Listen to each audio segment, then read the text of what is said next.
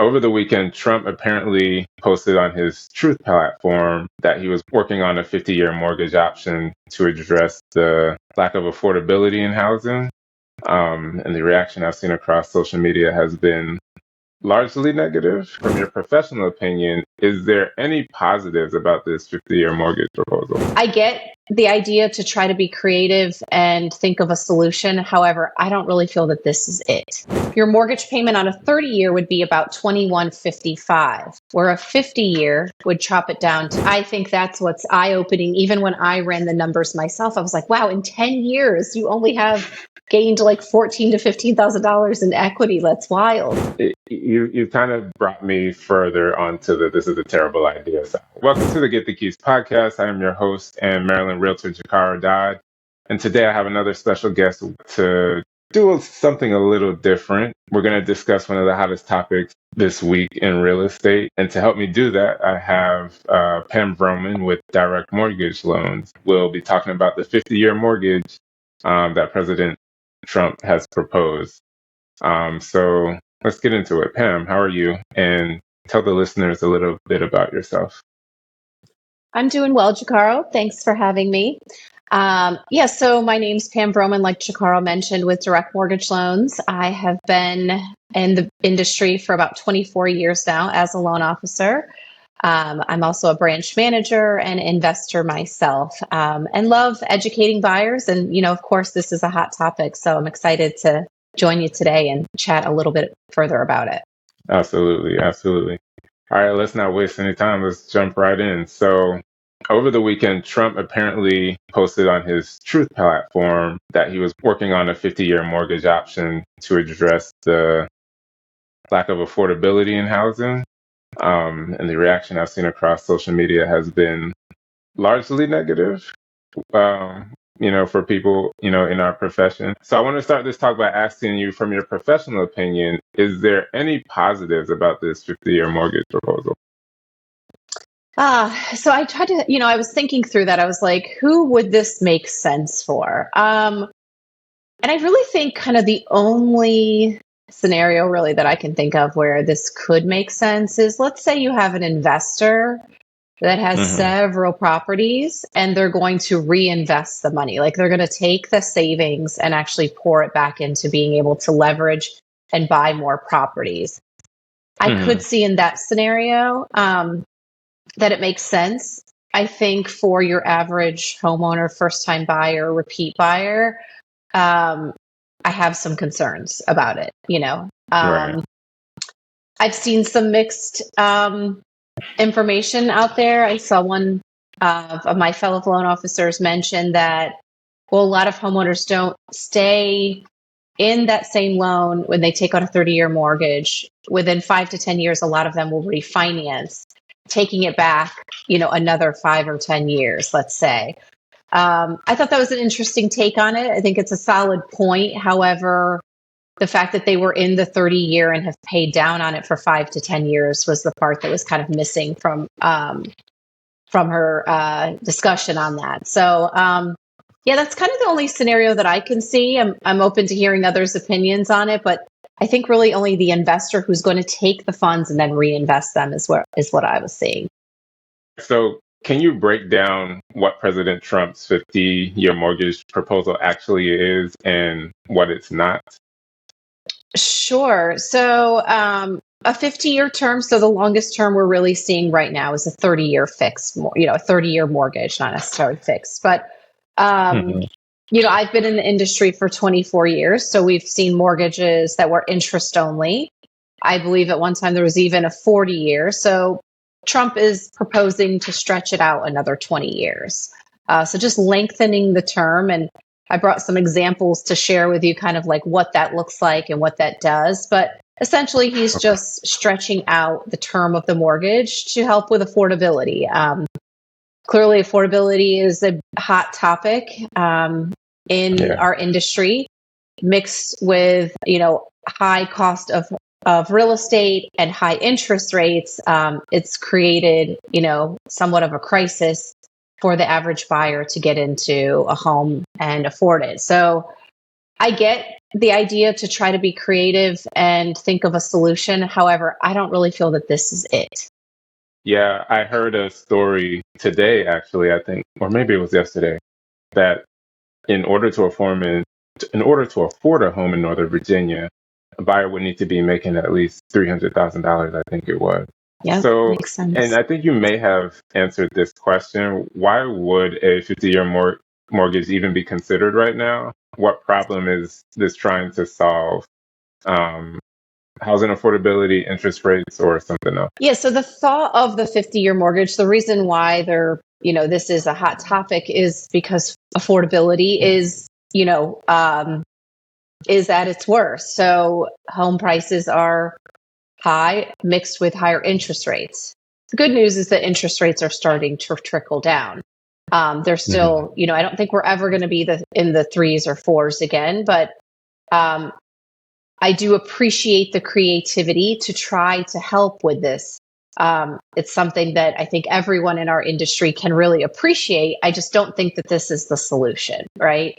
Um, Right. so I worked up an example based off of a $350,000 mortgage. Let's say it's 6.25%, which is where we are approximately with standard interest rates today on a conventional loan. Your mortgage payment on a 30-year would be about 2155, where a 50-year would chop it down to 1907. Hmm. That savings of $250 a month or so, I just don't see that that's really worth it. Um, Myself, I would probably look to cut back in other areas rather than stretch the house out 20 years, even if that means maybe purchasing for a lower purchase price, buying down my interest rate.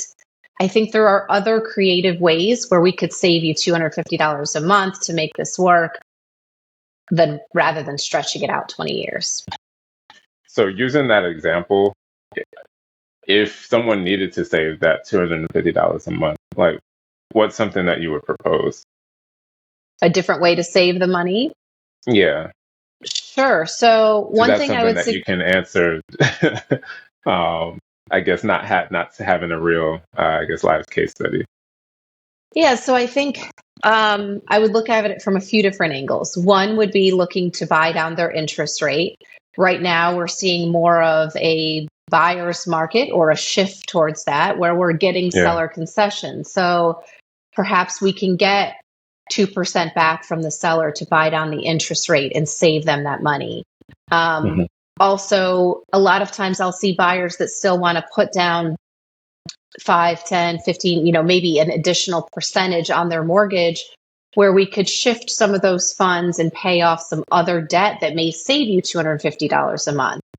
Um, Also, I like to dive into tax savings. So if we can look at what tax savings the mortgage is creating for you, I think there are just other avenues to pick up savings other than stretching it out an additional 20 years. And when you say pay off some other debt, are you saying like maybe pay off a couple of credit cards so that improves your credit, and then whereby improving your interest rate? Is that what you're saying? Sure. Or instead of putting down an additional 5% on the mortgage, maybe take that ten or $20,000 and pay off credit card debt. So a lot of times when I see someone that wants to pay down their loan, I'm like, hey, well, you have this $10,000 on this credit card that's costing you $300 a month. Let's bang that out to pick up some Hmm. savings. So a lot of this is on a case by case basis, depending on the person's situation, to try to see where we can pick that savings up. So there's a lot of different avenues that we can really look at. Gotcha. Okay. Yeah. Well, I think you answered the next question that I had. The next question was, if I'm a first-time home buyer and I chose a 50-year mortgage, what's the biggest difference I'll feel in my payment or a loan approval compared to a 30-year? Yeah. So, in this example of a $350,000 loan, it was about $250 a month that it saves, or just shy of that. And the thing to emphasize here is that the interest on the mortgage over the life of the loan goes from $425,803 to a Mhm. 50-year where it would increase to $794,442. So Yeah. the short-term gain versus the long-term expense is so, it's just, it's the small savings doesn't, to me, is not worth what you're diving into there. Um, so, and the other thing that I think we haven't really hasn't been proposed, and this is still all very new, is what will the qualifications look like? So, when Yeah. the mortgage investors are going to come out with the guidelines for these loans, you know, they actually may be slightly stricter on a 50-year loan than they are a 30-year because there's going to be a higher risk for that type of loan. So just like with 15, shorter term loans are going to be less risky. So I wouldn't be surprised if this did ever actually make it, into the marketplace, that the restrictions are a little bit tighter. So who knows if that will Mm, actually even really open up more homeowners to being able to qualify for a higher price point. got it. So I did hear that 620 credit score was no longer going to be required for, is it Fannie Mae? For conventional loans, Is it for yep. conventional? Okay, for conventional. Yeah. Okay. Sort of another kind of hot topic, which is cool to hear. Yeah. I think the caveat to that isn't really being talked about is that these loans still have to get approved. So the likelihood Yeah. of someone with a lower than 620 credit score getting approved for a conventional loan would really take strong compensating factors, meaning that they would have to have a large amount of assets, a good amount of down payment, or a very low what we call debt to income ratio. So Hmm. your person with a 600 credit score that's only putting down 3%, who may only have $20,000 saved, and let's say an average debt ratio of 43%, is probably still not going to get approved. So this really would be tailored towards someone with some compensating factor that's really, really strong, like a lot of money saved. So, and for those people, a lot of times it's well deserved. So, Yeah. Yeah, I brought that one up because you were mentioning that you weren't sure what the qualifying factors would be for that 50-year mortgage, and that you would still need to see that. And you said it would likely be tighter than it is now because of the risk. Um, so I would imagine if you're thinking that it's going to be tighter restrictions, that there would still be a credit requirement, for this option. that's right. Yep. And Yeah. guidelines specific to the 50 years. So, Yeah. yeah. We had a 40-year mortgage at one point. I've been doing this for 24 years, so I don't remember exactly which year that kind of came out. Maybe it was before the '08 crash. And we've had interest only mortgages. And I will say they went away because they didn't perform well. So there's a reason why we don't have them any longer. So when you say they didn't perform well, was it from the investor side or the borrower side? So I think what was most likely happening with those loans is that, the market had shifted. So it was a bit of a unique time. Once the market shifted in '08, when the mortgage industry sort of crashed, if the homeowner had been in the property for 2, 3, 4, 5 years and they were only paying interest and home values went down, what I mean by it didn't perform is it now created a short sale where the bank is Yeah. owed more money than the property is worth because they weren't chipping away at the debt. Yeah. So, there's a reason why the banks got away from those, because those were risky. They didn't perform well and they ended up getting shorted in the long run. Where Yeah. loans where you're chipping away at the principal, let's say that the market makes a slight adjustment, you've paid down the debt. So even if the market has a slight pullback, the banks are they're still covered because there is equity in the home still. Right. Um, what's the long-term impact? How much more would someone end up paying in interest over the 50 years? I think you touched on that already. Yeah, so I can go back to that because I have some other stats that I pulled on this example. So we're using, again, a $350,000 mortgage at 6.25% interest rate. So on a 30-year, you pay $425,803 if you keep that loan for the life of the loan.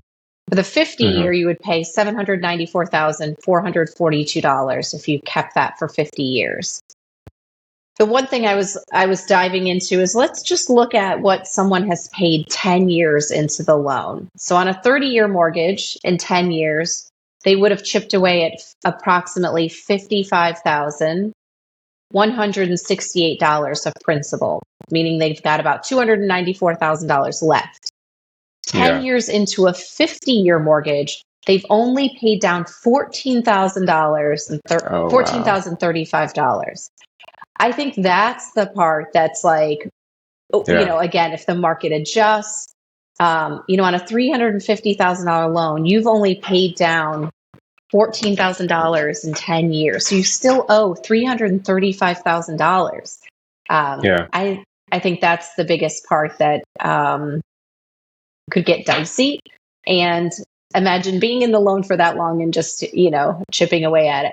Mortgages are front end loaded with interest, meaning the Mhm. amortization schedule is such that you pay mostly interest at the beginning of the loan. So even if you've been in a 30-year mortgage, after 5 years, you're like, I've barely touched this thing. And that's where, if you really want to pay down your debt, you should start thinking and considering maybe biweekly payments, adding, extra to your principal. Because at the beginning of your mortgage, you're really not chipping away much, if any, at the beginning of the loan. But gosh, with a 50-year, the numbers are really more heavily weighted towards the beginning. Yeah, that's a significant difference. And one of the questions that I did have for you, because I think initially I was thinking, okay, people usually don't stay in their loan for the life of the loan. They end up refinancing at some point. So I was thinking of it this way. There are a lot of adjustable rate mortgages, ARM, Yeah. and people are betting that interest rate is going to improve. So they'll start off at a lower interest rate, and then after a couple of years, then it'll go up and go up. And they're betting that, hey, interest rates are going to fall eventually, and then I'll just refinance. So my initial thought when I heard this, I was just like, okay, this may not be all bad. If someone could purchase the home using that 50-year mortgage, after a couple of years they can refinance. But I wasn't sure what the amortization schedule would look like. Um, but 55,000 versus 14 is significant. Yeah. Um, Right. And, yeah, and if and the especially today. Sorry. No, I think you make a good point about that. They may not be eligible for a refinance in that 5 to 10 year span that you're mentioning, because they may not have gained enough equity because they didn't pay Enough hardly any equity. of it down, depending on the market shift. So, Yeah, and especially today, we are already seeing, and I think a lot of it is the combination of this administration, the government shutdown, and then also the time of year is usually slow.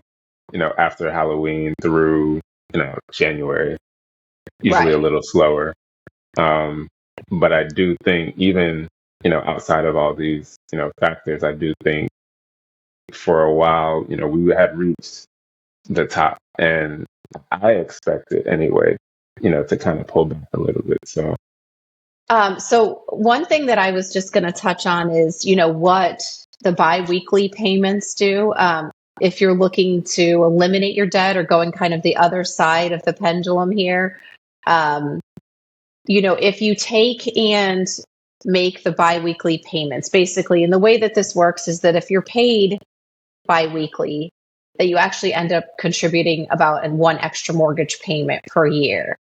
And that will shave off about 5.65 years off the life of a 30-year mortgage. So, and the idea with this is that you're not going to feel it within your monthly budget because you're technically getting an extra paycheck. You're getting an extra mortgage. You're getting an extra paycheck within the calendar year. And therefore, if you can go ahead and apply that to your mortgage balance, anything along those lines that you can do to chip away at this debt. The way that I think about it is that you're just that much closer to retirement and, getting rid of that Free mortgage. from the loan. Yeah. Yeah. Hey, you're hitting a lot of my questions here. I'll ask them anyway. Maybe you'll have some, or maybe you can go a little bit deeper or in more Sure. detail. Would this help people qualify for more expensive homes, or would lenders still keep income limits the same? Yeah. So that's a great question. If it's like $250 in savings on a $350,000 home, you know, yes, that will allow you to qualify technically if they keep the guidelines the same. So it's hard to say until if this product ever really truly rolls out. Um, Typically speaking, each loan that hits the market has its own restrictions and guidelines. I would assume that this would have slightly tighter restrictions because it is a higher risk loan. The fact that you're not building equity as fast. So how much of an impact will it really make is tough to predict. Maybe it'll be some, but I don't think it'll be tremendous. And I think you really touched into this. How does this affect how fast homeowners would build equity? Are we talking about decades before they own a meaningful share of their home? And you did really give us a good example of that. You were saying after 10 years with that 50-year mortgage, they would only have about $14,000 into In it. the principal. Yeah, you could even round up and call it 15, but wow, what just like so Yeah. nominal, right? It just feels like you're not scratching away at anything with stretching it out that long. Yeah. And I remember a couple of years ago, I had a client who moved from the Midwest, and I think maybe her husband was the one that couldn't find a job here. So she ended up moving back, and she was only in the home for a year. So thank God, the market was hot and, prices continued to climb. But I'm thinking of that situation, and she wouldn't have made any money on the Yeah, sale of her home. right. And that's the thing that I think that all of this would have to be well thought through. We don't want to Hmm. get in a position like we were prior to the '08 crash where mortgages are upside down and there's tons of short sales and we're putting people in homes that don't make sense. So I think this is a proposal that, has not really they haven't gotten really far with this quite yet. So, Yeah. How long before something, I guess, a new loan product is actually, released typically? ah, gosh, I guess it just depends. So, I mean, we will have, different loan products that come out. It depends on the investor, depends on the product line. So, this one would be if they're doing it for the masses for conventional and FHA financing, I would think that would take a year plus, we'll have different caveats to existing products. So, for example, second mortgages have started to become more aggressive. And then in the last year, we've seen lenders come out with doing alternative docs second mortgages, meaning they're basing those second mortgages off of bank statements versus tax returns. How long did that one take to come out?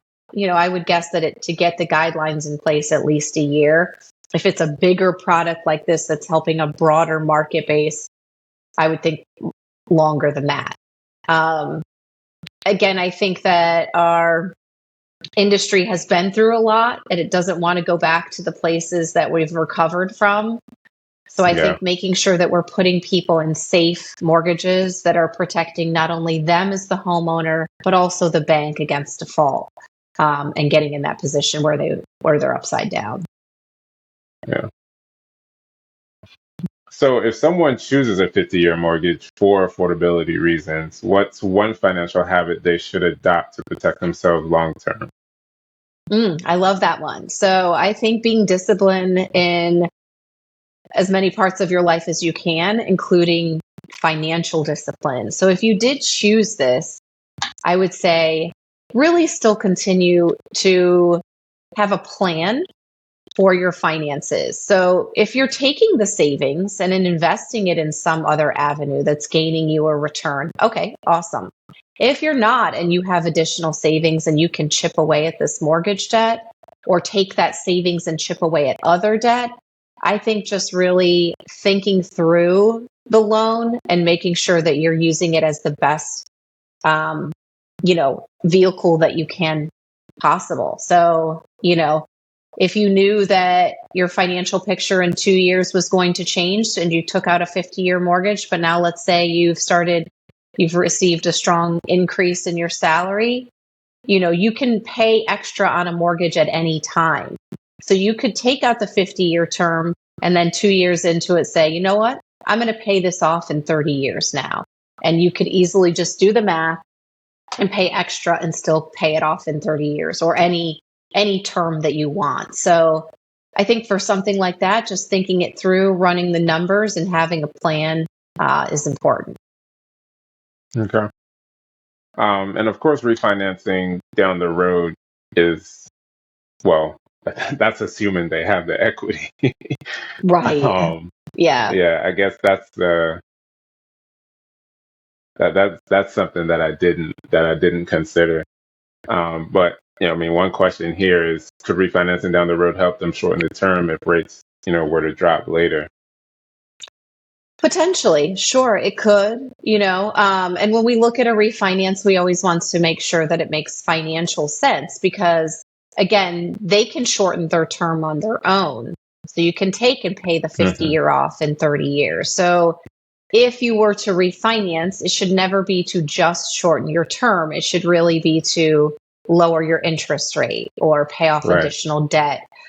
So we as lenders really have an obligation to make sure that we're doing loans that have a tangible benefit, not just shortening the term. So if your interest rate is the same and you're going from a 50-year to a 30-year, that does not make sense. You can just pay it off Yeah. on your own.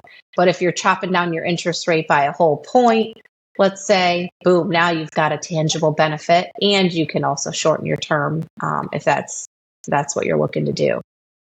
Yeah. But you're saying that you think it's going to be harder to go from a 50 to a 30 with because you're not making a dent into that principle.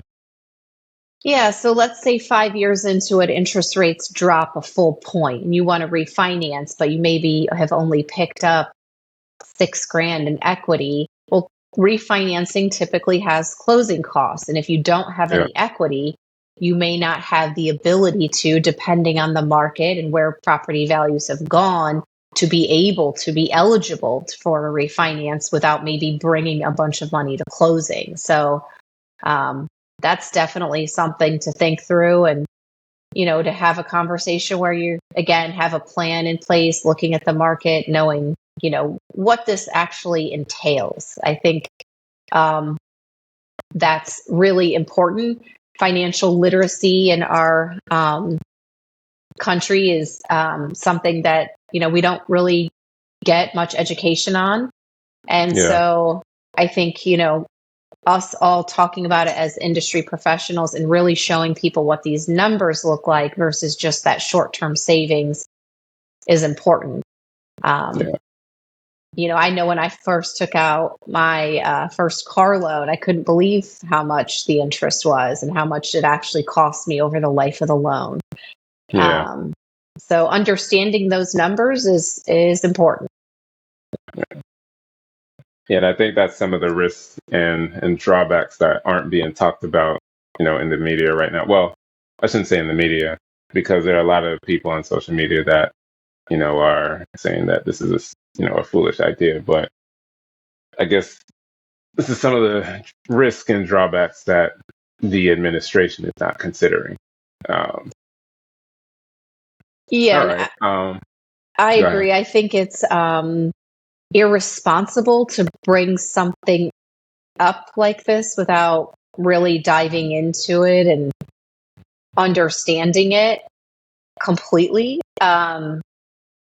Again, our industry has gone through a lot, and similar mortgage products were not great for not only our homeowners, our industry as a whole. So I think just throwing something kind of out there um, is a little irresponsible. Yeah.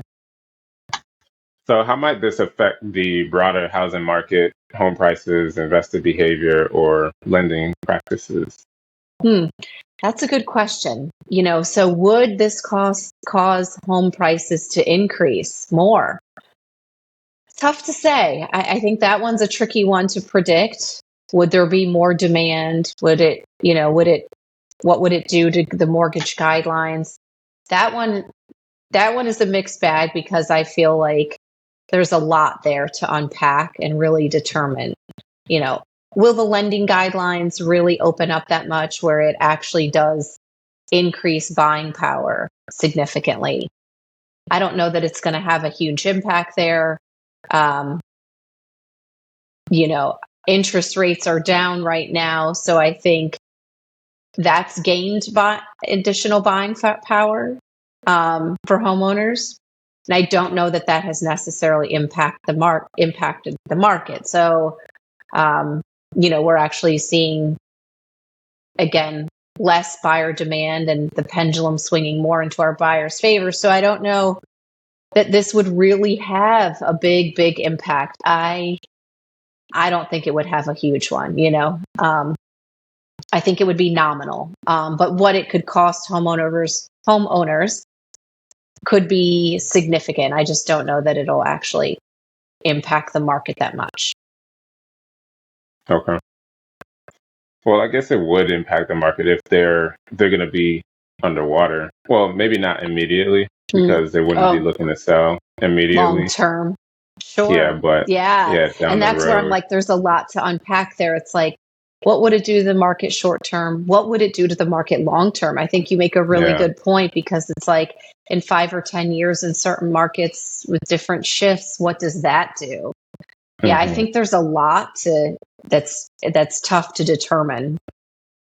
Question here. I think we kind of hit on it a little bit. Do you think this could create another housing bubble, or are we more protected now because of tighter lending practices or standards? Yeah, I don't think that this would create another housing bubble. I really don't. I think that if lenders did start to open this up, I think that the guidelines would be a little tighter on a 50-year mortgage so that it doesn't create like this big adjustment to home ownership and buying power for people. I just don't see that it's going to get that aggressive. We as lenders are really making make sense loans now. Like our buyers can afford the home. So I can't imagine that it would do that. I don't see that the lending guidelines would allow it to get that far to Yeah. create that type of bubble. What's one question you wish more people were asking about this proposal? Um, show me the numbers. What do the numbers look like? Looking at the numbers. I think that's what's eye-opening. Even when I ran the numbers myself, I was like, wow, in 10 years, you only have gained like $14,000 to $15,000 in equity. That's wild.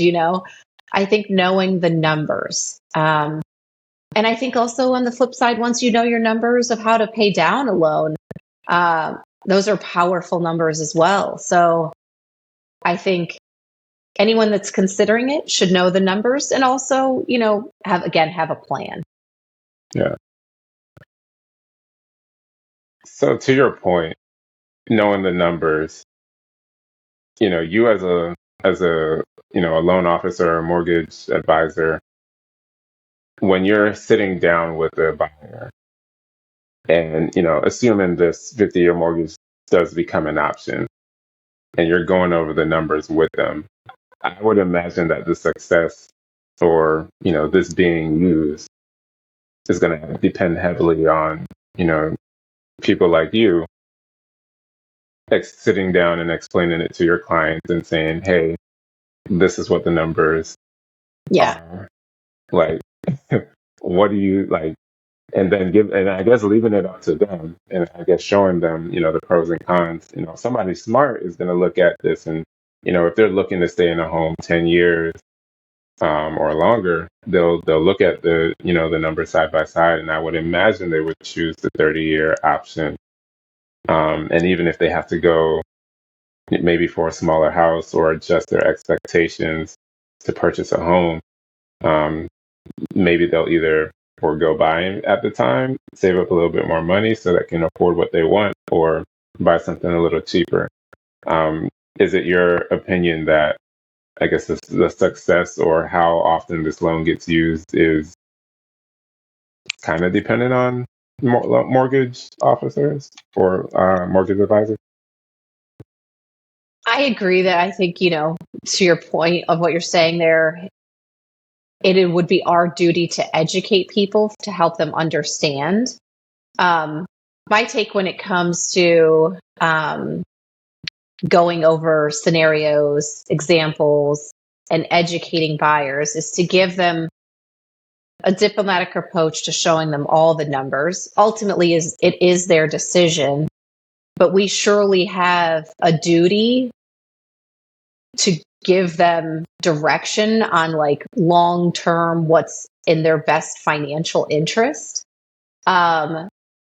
So I do think that there is a responsibility on our shoulders to look out for them. Ultimately, we are the professionals, and we should be, looking at their financial situation as if we are financial advisors in a way, helping Hmm. them, to make the best financial decision possible. So if someone said to me, well, I'm considering it because of this reason, and they were like, this is my plan, it's a conversation about hearing what their goals are, taking that in. So everyone's situation is different. There could be rare times where this does make sense, and we'll talk through that, but I'm always going to give them the straight, honest approach of educating them on exactly what all loan products entail, Right.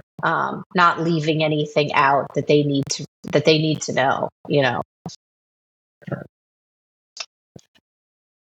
All right. What advice would you give to a first-time homebuyer watching this who's unsure what to believe about this 50-year mortgage? Well, first I would say that this was just a proposal. It's not, anywhere near making its way into the marketplace. So I would say, if it hits, we can have the conversation then because we'll know what it really entails. What will the rates be like? Will the rate also be higher? The guidelines be stricter, where it's like, well, what does it actually really end up costing you?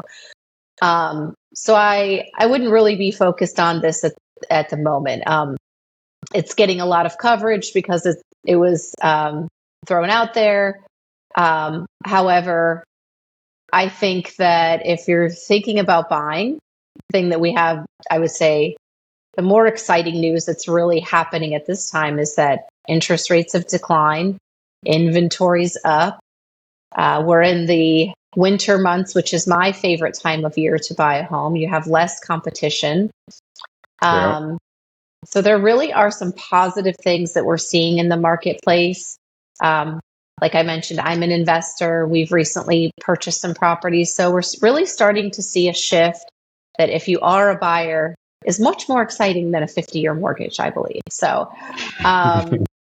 I think that's something to focus on. We also have some great programs that have come into the marketplace. So mortgages are making sense. There are grants, there's down payment assistance programs. There are a lot of really exciting things that are really helping homeowners that will create long-term wealth. And really, I think that's the goal, right? Is to own a home, is to get out Yeah. of the cycle of renting and have something tangible in 10 years, have something to pass on to your children potentially, or, whatever your goals are. We are actually in an exciting time. And although there is a lot of chatter, and of course it is part of the market that homes aren't as affordable, um, homeownership is still very tangible. You can get into a starter home, that will be your springboard to your forever home. So I think one thing that I would also emphasize on is that your first home is not going to be your forever home. So it is a stepping stone. And that's where in 10 years, you see how much equity you have that you can then roll into that next property or Right. begin to create a portfolio. So, yeah, I think those are things that I'm seeing that are exciting. Okay. Well, this has been a great breakdown. Thank you so much. You've kind of swayed me. I was kind of somewhere in the middle. Because I think, and I think you had mentioned this earlier, for an investor, someone that, I think an investor could kind of figure it out with the 50-year Hmm. mortgage and then maybe refi. Well, looking at the numbers, I'm so sure that it works even for an investor. It would be a smart option for an investor. So I don't know. Yeah. There's I- still some. You kind of brought me further onto the this is a terrible idea side. Um, and this is definitely not like an opinion thing because I think it really does depend on the person's situation. yeah. And I talk to people on a daily basis, and I bet there's going to be a few people that this does make sense for. So Hmm. we'll see if it actually becomes an actual product that we're really able to access or where this goes. I think the Hmm. newest thing that they're also talking about is the portable. Is that the terminology? The portable mortgage, where you can take the mortgage interest rate and loan that you have on your current home and actually use it to purchase another property. So I thought that was a wild one as well. I was like, how would that I work? didn't hear about that one. Yeah, so that's like what I've been seeing all over the social media in the last couple of days. So I was like, oh, that's Okay. interesting. How would that work? And how will those lenders that already hold those loans requalify you for a different property? What would that entail and all of that? So, again, I think the thought of getting creative to help with affordability is great to think through. Where we land with it, we shall see. So. Yeah. Yeah. Okay. Well, thanks for joining. Thanks for coming on the show to clear the air about some of this 50-year mortgage buzz. Yeah, thanks for To, having to me. the Yeah, absolutely. And I have to get you on to talk about some other stuff. Um, Yeah. but if you guys got value from today's episode, hit the like and subscribe and share this with someone thinking about buying a home. Um, and Pam, how can they get in touch with you? Yeah. So my Instagram handle is mortgages by, let me see, mortgages by Pam, Pam Pam. Vroman. My last name is Uh-huh. spelled Vroman. I guess maybe you can tag me in some of it. Yeah. And if you Google Pamela Vroman direct mortgage loans, you'll also find me on YouTube, my website. And of course, I have Facebook and uh, like I said, Instagram as well and TikTok. So um, awesome. Well, thank you so much for having me. I really enjoyed it. Yeah, absolutely. Thank you. All right, guys, we'll see you on the next episode.